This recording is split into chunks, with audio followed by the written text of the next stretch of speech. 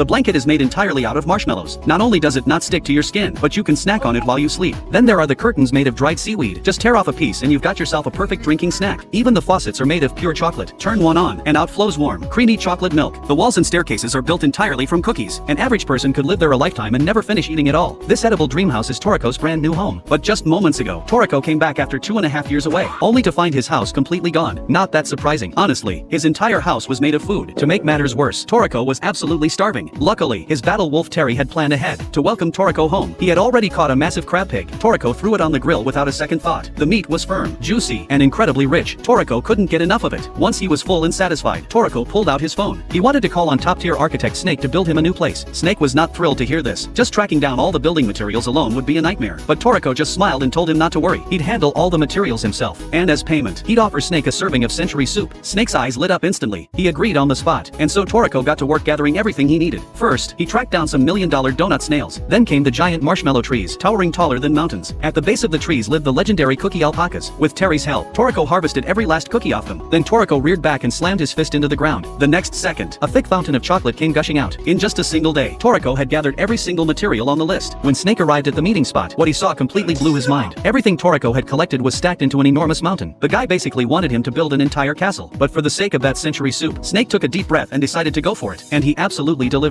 He built Terico a full-on dessert castle. Terico then invited his friends over to check out the new place. The moment they walked in, everyone's jaws dropped. The entire hall was made of sweets. Everyone looked around with pure envy in their eyes. But Snake just smiled and said, "The real surprises are still ahead." When they got to the kitchen, Komatsu was blown away all over again. There were over 10 faucets, and each one dispensed a completely different drink. The couch was made of marshmallows. If you got hungry, you could just take a bite. Even the shower sprayed milk instead of water, so you could quench your thirst while you cleaned up. While everyone was busy chewing on the furniture, Snake was buzzing with excitement. He was finally about to taste the century soup. He picked up a spoon and took a sip. A wave of pure happiness washed over him instantly. But just as he was savoring the moment, Terico walked over and knocked down a wall right in front of him. Everyone went absolutely wild for the edible castle. The thing had barely been standing for 5 minutes before this crew of food fanatics devoured the whole thing. Everyone sprawled out on the ground, totally satisfied. Snake was completely falling apart. 2.5 years of hard work, and Terico's crew ate through it all in minutes. Then everyone gathered around him and started showering him with compliments. Hearing that, Snake couldn't stay mad. Bringing that kind of joy to people, that's what it really means to be a top-tier food architect. But then, Terico and the others asked Snake to build them another one.